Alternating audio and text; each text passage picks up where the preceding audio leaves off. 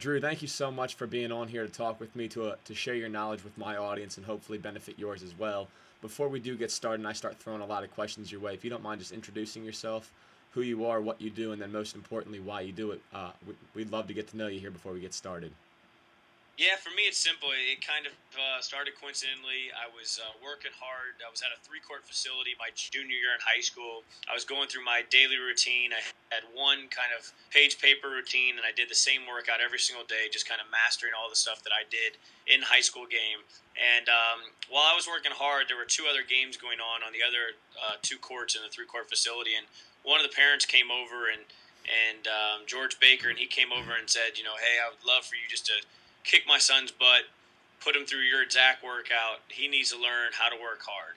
And so he was like, I'll give you $20 to do it. So obviously, as a junior in high school, getting $20 to do anything is pretty much a yes. But to be able to help somebody, play basketball and try to improve, for me, that was just like a double whammy. It was an awesome thing. And so that's how I got started. I was fortunate to pick up a lot of the St. Louis players that were competing at a high level. I started working with Brad Beal when he was a freshman, after his freshman year, and he had a solid freshman year. He already could shoot it. His mom had taught him how to shoot from an early age, but he needed to kind of put together everything else. And so we worked hard that summer. He worked really hard with his brothers in the weight room.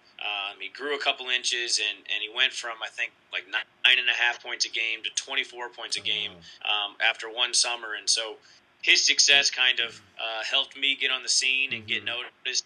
I was fortunate to kind of build a career from it. I didn't start kind of studying the game in a skills setting until I finally had that little success with Brad. And then what I did, I wanted to make sure I was better for him, and I make sure that I could kind of push him in the right direction.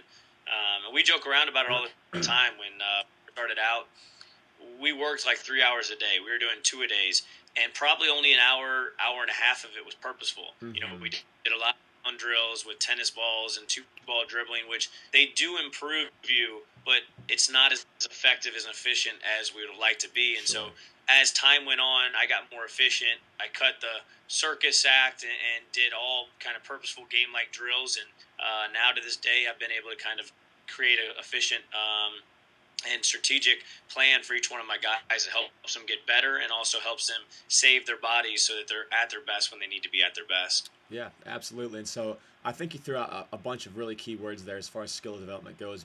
Purposeful, making sure that what you're doing is game like.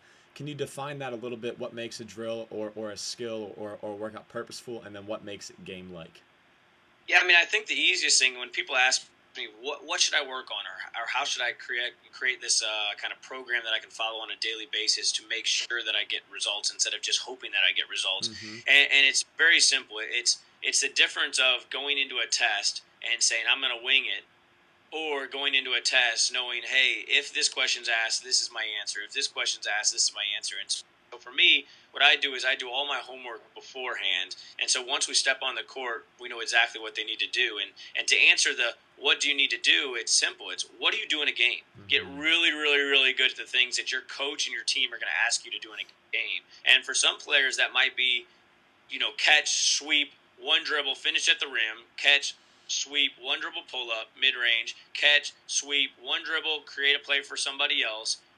That might be it.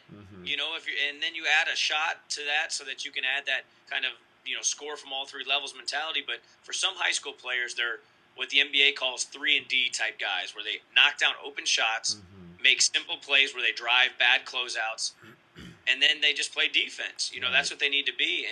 And the truth is, most people in skill development waste a lot of time working on becoming a star. And the truth is, not everybody is a star, but you can be a star in your own role. If you look at a guy like Dennis Rodman, he was a star rebounder. And that's why he won championships. That's why he's a Hall of Famer. That's why he's one of those guys that everybody kind of looks at as, a lunatic off the court, but on the court, he was one of the best at what he did. And he bought into, I'm going to be the best rebounder possible. And I think if you look at the guys that are smart in the NBA, they only work on the skills that they need to work on. And that's not saying you can't add little things to your game each summer to kind of expand your role. But I always say excel in the role that you're in while working for the role that you want. And I think if you do that, then you're going to have a really purposeful and efficient plan. Absolutely. And so I think one of the challenges, Drew, at least in my experience, and I don't know if you can relate to this or not, but when you're doing a one-on-one workout where it's you and a player, obviously you're missing 9 other pieces of the game of basketball, with that being the other players.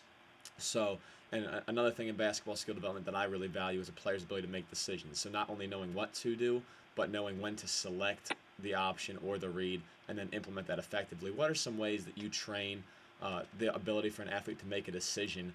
So while you are practicing those things, the game-like skills in those drills, how do you also teach decision making in regard to that? No question. I think there's a whole process that takes place, and that's what players hate. Bad players hate the process. Great Mm-hmm. players love and kind of crave the process because they know the results follow. And so the process is number one, you've got to show them the move. Mm-hmm. You've got to show it to them so they see it. They got to be able to see it before they can understand it. Number two is you teach it to them because then they have to understand all the nuances that go into making that move happen, the angles, the speed, the separation, the when, the why, the how, all that kind of stuff. Then you let them walk through it so that they thoroughly understand it, so that they can make sure that they can do it the exact way that you need them to be able to do it. Mm-hmm. After that, they have to go through and rep it. Repping it includes repping and correcting, repping and correcting, repping and correcting until they finally can't get it wrong. So don't just rep it until they get it right. Can't get it wrong. Mm-hmm. Once that happens, then you start doing dummy defense, which means 1-on-0. So if it's you and a skills coach makes a read where it's, hey, either do the move or do the counter move. Right. Just something simple where you almost make sure that they know which one to do. Mm-hmm. After that, you get them in a one-on-one live setting against some kind of competition, whether that's you or whether that's somebody that's maybe more likely to guard them. For me, I'm able to guard high school players easily because I don't think there's many other guards that are going to be over 5'11" and as quick and fast and strong as I am now.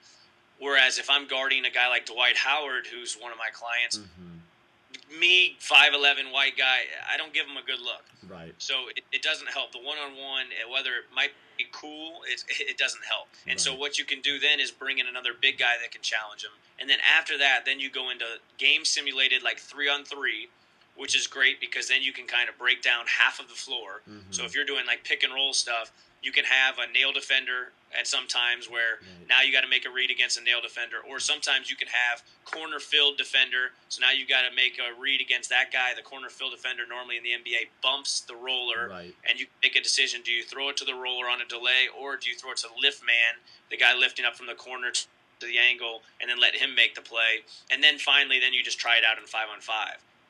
You saw all those steps. The problem is most people skip. They go straight from 1-on-0 and don't even thoroughly understand it, and then try it in the games, and then their coach gets mad at them, and then their coach hates their trainer, and it's a whole circle effect where the trainer's blaming the coach, and the coach is blaming the trainer, and the player is putting the blame on everybody else besides themselves, when the truth is it takes time, you know. And I'll give you an example, and this is something that's crazy, and people actually like almost are mind boggled by this, but Andrew Wiggins, one of the best, up and coming stars in the NBA. The first summer I got him, I literally said, "Hey, we got to work on a lot of stuff. All we're going to work on is your mid post and your pinch post.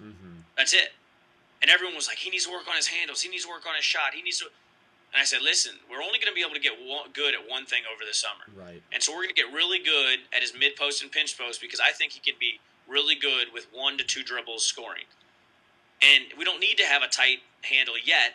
If he's only doing 1 or 2 dribbles. Now, if he's going to try to do James Harden moves, yes, he's going to need a tight handle. So we got really good at that, and he averaged over 17 points a game, won Rookie of the Year. Last summer, we said, all right, now we need to be good off pin downs because your team's going to start playing you more kind of off the ball because teams were doubling him in the mid-post late in the season last year. And then we also need to be better at kind of playing open, meaning like facing up and being able to play off the bounce. So we got him better at that. The third summer, next summer, after this season, we're going to work on adding a three-point shot and a fit in his ability to kind of have that real tight handle.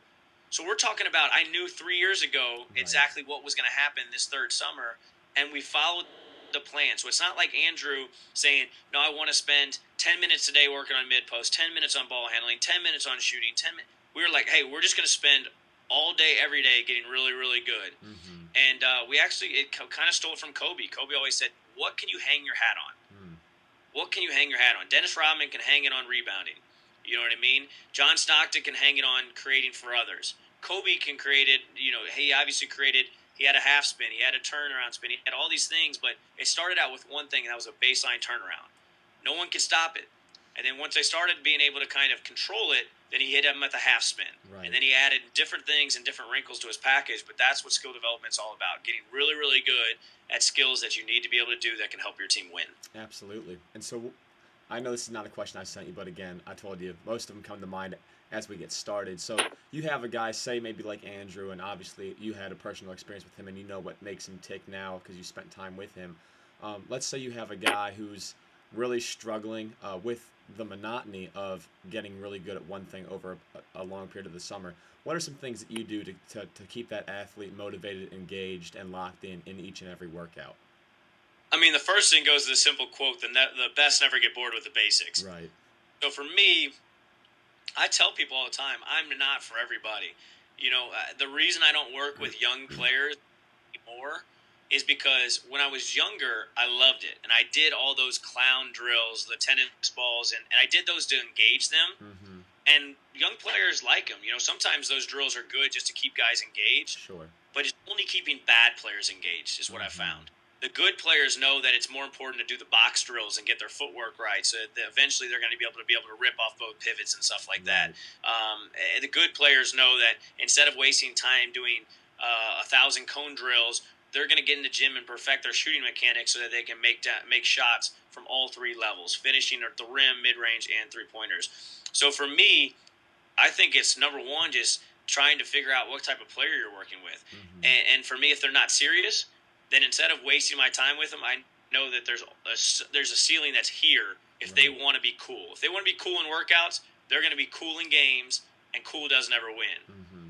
If they want to be great, they're going to buy into the process. They're going to practice their asses off on defense. They're not going to cheat the shell drill. They're not going to cheat zigzag. They're going to buy into playing in the gap. They're going to buy into communicating with their teammates.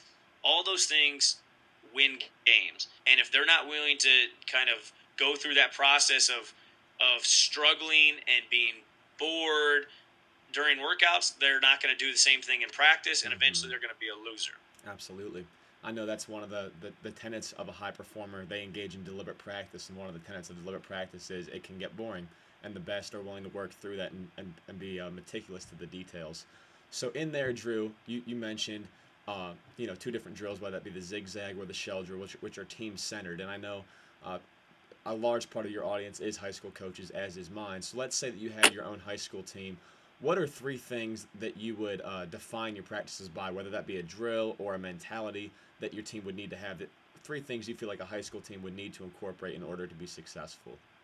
No question. First off, when I said zigzag, I actually tell this to every camp and clinic I do that's a coach's clinic. I'm not a big fan of zigzag because as a player, as a college athlete, and as a high school player, I played on two really good teams. Won a state championship in high school, played in two NCAA tournaments in college. For me, as a zigzag, when you're tired, sometimes you and your partner just create a deal. Hey, buddy, let me get a stop. Or if coach says, hey, we need to get a charge, well, okay, I'm going to throw my shoulder into your chest. Go ahead and take one for the team. So for me, what I like doing is rewarding players and making it competitive. Everything would be competitive. So number one, it would be compete. Because I think that's the bottom line of everything. I would rather have a dog that's not skilled and eventually create a little bit of skill than have a really skilled player that just doesn't have that fight in him, that dog, that winner mentality. So number one would be compete. So for instance, throwing a spin on it. So instead of doing zigzag, I would say here's the drill. We are going to do zigzag the half court, and however many turns you get, that's how many dribbles you get. So the guy on defense plays defense all the way to half court, and in half court, the offensive player stuffs the ball in the defensive player's chest, and that's how many dribbles he gets from half court to score. Mm-hmm. Well, if you don't get any turns, buddy, you're not going to get a score because you get one dribble. Basically the minimum you can get is one dribble. So now you're going to have to take a one dribble and jack a kind of a bad shot. Mm-hmm. Whereas if you dig in and get 3-4 stops, now you have a chance to score. And it's very similar in the game, you know what I mean? If we dig in and guard the ball and guard our gaps for 20 seconds, there's a good chance they're eventually going to give us the ball in high school level. They're going to turn that thing over. Whereas if most of the time the reason offense scores when the ball is swung and you get reversals is because the defense eventually just says, you kind of F it, and the offense gets a great open shot. So I would do a lot of competing, number one. Number two is everything is finish. Whether that means shooting or finishing, but if the ball doesn't go in the rim, it doesn't count. Right. And so I would get tons of game shots. I would get tons of contested game finishes. I think too many finishes in practice are just finger roll layups where Sure. you never get that in the half court. You know what I mean? So I would do a lot of finishing and a lot of shooting. I would make sure every one of my guys has perfect shooting forms where it's simple, repeatable, and then that they just master it through reps. And then the third thing I would do, and this is I think the biggest thing in high school basketball, but it's also big in anything, is I would make sure they're playing as a unit. Mm-hmm. So I would do tons of communication stuff. So whether that's like shell chaos drills where, hey, we're doing shell, I'm going to blow the whistle, and then everybody has to find a new player, and it's live or something. You can't guard the guy that you're guarding. I would do a ton of just chaotic drills because I think too many drills that are done today are perfectly set up. And it's like, even if they are like all right, we're going to transition, they're set up perfectly where everyone knows they're sprinting back. Mm-hmm. Where I would do everything would be chaos because players that can figure out how to play controlled and at their pace during chaos, those are the players that really get it. Yeah, without a doubt. And I agree with you completely. I think the same thing goes for player development. You see a lot of guys that make it very neat, and very predetermined. And not that there's anything wrong with structure to a degree, but whenever you take the complexity out of a complex game, it's very hard to learn appropriately. So I think that's all fantastic stuff. So now I want to move more, Drew, talking from your skill development philosophy, how you would run a team practice. There's one more question I have along that vein, then I want to wrap up with a few more before you have to take off here. The first question I have for you is in terms of shooting. Obviously, not everybody's going to shoot the ball the same exact way because there's differences in individuals. What are some core tenets that you believe must be present for an effective jump shot, regardless of individual variation? It was funny. The other day, Danny Ainge and I were talking, the GM of the Celtics, Mm-hmm. were talking about players, and we were talking about players that are kind of big muscle dominant and then also fine muscle players. And we think that there's kind of two different players. You look at a guy like Bradley Beal, who's one of the guys I work with. He's a very core muscle dominant guy. So balance is his biggest thing, because if he's twisting and turning, his shot's all over the place. Whereas a guy like Steph Curry's more of a fine motor skill. Everything's fast twitch, everything's quick. So for him, it's more about having a consistent, perfect release, and whereas his balance isn't as important. For me, if I had to develop a perfect shot, the things that I would say are pretty consistent across the board. And obviously, I always say this, it's more important to perfect your shot than it is to have the perfect shot as far as mechanical. But if you had a perfectly built shot, I think you'd be on balance, pre-jump, and you'd land on balance. I think that you would have your hand under the ball at the point of release. Mm-hmm. So whether your elbow perfectly starts underneath or not, obviously, ideally, you'd have your elbow underneath the whole time. But I don't think that matters as much in today's game as long as your hand and elbow and shooting thumb is underneath the ball. Because if your hand's over here, you're going to flick to the side. But as long as that shooting thumb and your hand is spread wide and flat under the ball at the point of release, that's another big key. Getting your shoulder and your elbow as high as possible in the release, snapping it smooth and clean, because that allows more arc, which allows a better drop angle, which means basically more room for air if you get tactical. And then the last thing is just controlling your core, just making sure everything is simple. I always say the more you do, the more chances you have to mess up. Sure. You know, if you're twisting and turning and jumping and swaying and leaning back, I mean, that's crap. You know what I mean? It really is. And if you look at the best guys in the NBA, who the guys that have been able to help players improve their shooting percentage, all of those guys stress one thing, and it's simplicity. So it's not the, okay, what am I doing? I'm leaning back. I'm kicking my feet forward. I'm twisting. I'm turning. My elbow's here. It's literally just like catch it, get it to your lift pocket, shoot it high, snap your wrist. We're good. Right. Stay on balance. You know what I mean? So I think there's a ton of shooting theories out there. I think to reverse engineer Steph Curry's shot is not good because there's only been one Steph Curry. Right. If you reverse engineered, Reggie Miller's shot, every single person would have their hands crossed like this. That's not good. He just got really good at it because he's perfected over time. If I had to mimic an NBA shooter, I would look at Klay Thompson. He's on balance. He's up and down. He's maybe a little bit forward towards the basket when he needs more power. Elbow under the ball throughout his entire shot. Snaps his wrist clean and is very consistent. So that's who I would throw out there if I wanted to have a kind of a who's a textbook kind of shooter in the NBA right now. One of the things you mentioned there, Drew, was your hand position under the ball. I know with a lot of young players, maybe even some high schoolers I work with, that seems to me to be the crux of all their issues. If your hands are not properly placed, you cannot shoot effectively. What are some things that you do to teach proper hand placement, and then how do you incorporate that from maybe a shooting warm up into actually the live workout to make sure it doesn't just fly out with the wind as soon as you start moving? Question. For me, it depends on how big their hand is first and foremost. So a guy like Dwight Howard, we had to move his hand where his pointer finger is on the air hole of the basketball. Whereas Mm-hmm. guys with smaller hands, we actually split the basketball because then I can still have my hand on my side and then shoot Right. through it. Keeping your balanced hand on the side is huge. And I was actually a big thumber. I was second in the NCAA in 3-point percentage my senior year. I shot 49% at Belmont from three and making a lot of them a game. I was a big thumb user, but what I did was I never put side spin on the. I Right. almost used my thumb because I shot 1,000 shots every morning before school. Mm-hmm. So when I shot it, I almost like flicked the ball where it got more backspin. I don't know how I did it. I don't know how Sure. to teach anything. It's just something that happened over time. I would not recommend that. I would recommend keeping it off and just shooting one hand, shooting through the ball, quick wrist snap. But for me, it's just having your hands spread wide. And then this right there, that wrist flexibility. I Mm-hmm. think bad shooters, they're here. Good shooters, they can get that wrist back so they can get that quick snap and then Sure. impart backspin on the ball so it's softer and it drops better. So, Absolutely. I mean, it's simple. I think it's just where does it feel comfortable? You know, have your hand spread wide, have your hand in the middle of the ball, have your offhand on the side, and then shoot through it.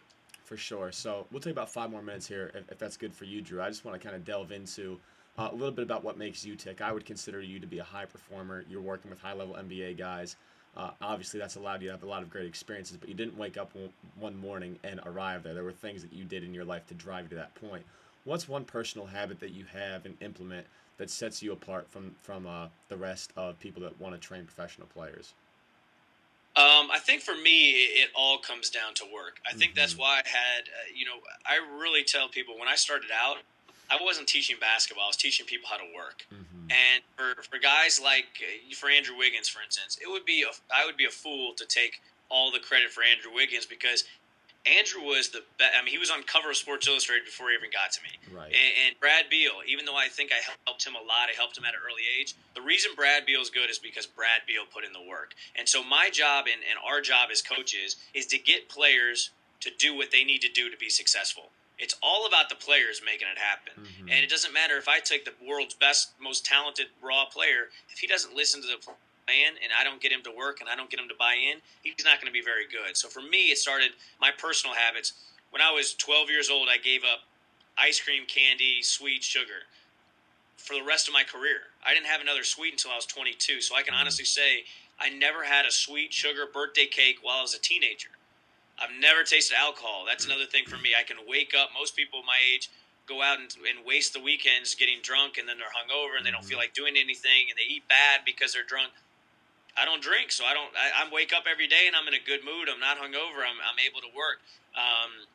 And the other thing is, I just the mental discipline of doing what I need to do on a daily basis. Like most people would get to a point where they're very satisfied, and I'm just not satisfied. You Mm-hmm. know, I'm one of those guys that's very weird, but like Andrew, we've used him. He dropped 35 on LeBron last week. And literally after the game, he came up with a big smile. He was happy about his game, bro. We fixed some stuff because the game before he had 11 points. We got in the gym. We made some corrections. And literally I was like, first thing I started saying was all of the things that we needed to improve on. Right. You could have had 40 if. And that's just my mentality. And it started when I was a high school player. I woke up at 4:59 a.m. every morning, shot 1,000 shots before school. Why 4:59? It was 1 minute before everybody else that thought they were waking up early at 5 a.m. I Yeah. wanted that little advantage. If I was shooting 10 shots from a spot, I always shot 11. Why? Because most people just shoot the 10th shot. Mm-hmm. And it just a mentality of one more, one more, one more. And then as a skills trainer, I watch more film than anybody. I've watched every single made field goal in the NBA from every single player for the last 7 seasons. Have them organized into 400 categories. Doing that is stuff that nobody else does. So I can honestly say I've seen every single possible way that you could score.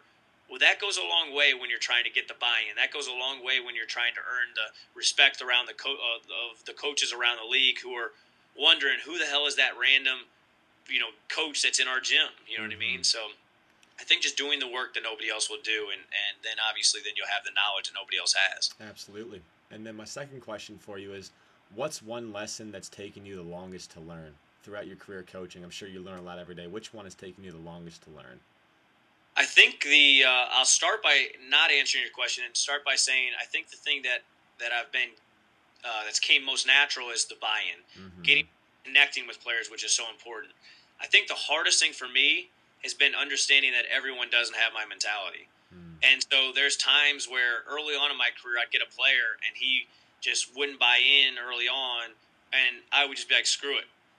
And that was part of the reason why I think that I'm a better skills coach than I am a coach, because I tell people all the time, if I was a high school coach, there's a good chance every single one of my players would probably end up being cut because he's not in the gym every morning. He's not staying after. He doesn't communicate enough. He's not a leader. My mentality is so much like, let's get it done. Let's get it done. And so it takes a special person to work with me. And I understand that's a big flaw of mine, is that I'm not for everybody. Mm. And so for me, I'm still to this day in that bad mentality of I can't take a bad player that doesn't want to work and make them better. That's not me. There's a lot of coaches. One of my mentors, Brad Smith, who is in the Basketball Hall of Fame. He won like 10 state championships, girls' state championships up in Oregon. I mean, he's a guy that he can take a kid that doesn't know how to, that shows up in jeans to a basketball camp and make them have fun and love basketball. Where me, I just completely like, all right, I'm going to go to the person that cares about basketball, and I Right. want to help that person become one of the 1% that actually makes it. So Mm-hmm. for me, that's my biggest flaw is I'm not for everybody. I can't take clowns. I can't take guys that just want to show up and kind of work on the days they feel like working. I need guys that are all in all the time. And if they do that, they're going to love it. And I have a saying, and it's simple. It's during the pre-draft I say it, during the summer I say it, hate me now, thank me later. Mm. And I use that all the time because there's days that they're going to hate me because I'm going to drive them through the wall. I'm going to be smart about it. I'm not overworking them, Sure. but I'm going to make sure that every single day, consistency is the biggest thing for me. Mm-hmm. Are we consistently getting better? Is everything, and that doesn't mean if their body's feeling it, we might take a day where we just watch film. If their mind's just kind of clouded with a bunch of off the court stuff, we might completely take a day or two off. And I'll give them time during the summer that we take off because you see all these overuse injuries in the NBA. Yeah. You got to be careful of those. But what I mean by consistent is they're not going to show up and BS around. They're not going to show up to a film session and have their phone on. They're not going to, go out during pregame warm-ups and start shooting, just twisting and turning if we've been stressing balance all during workouts. It's just consistent, repeatable. Every single day we're going to get better. We're going to get better. And then at the end of the day, I think you'll look back and you just look at the results and you're just thankful that you did put in that work. It sucks during the process, but man, the results are so sweet. Sure. One more question then, Drew, if we have time. Are you all good for Yeah. that? Awesome. The last question I'll ask you is, what is the most incredible thing you've seen a player do in a workout or practice? Again, you're around high-level performers. They are different from other people. That's why they're at the level that they're at. What's been one of the most incredible things you've seen a guy do in a workout or practice? I mean, obviously, Zach LaVine is a freak as Mm-hmm. far as jumper goes. And I remember during the pre-draft process, we were splitting ball screens, and we were talking about getting downhill. And so I said, first thing we did was always work on touch because I know every NBA player can dunk it. So Right. most of the time, I don't want them to dunk. I'd rather them work on left hand, right hand, scoop finishes, extended finishes, game like finishes. Mm-hmm. But I said, for the last one, I said this is during our pro day. I said, Zach, we're doing full court ball screen drill. We're going to do 4 dunks full court and just wow these people. And everybody else had already stopped their workout. So we just Right. went back on the court after everybody thought we were done. They were all the GMs and scouts were walking out of the building.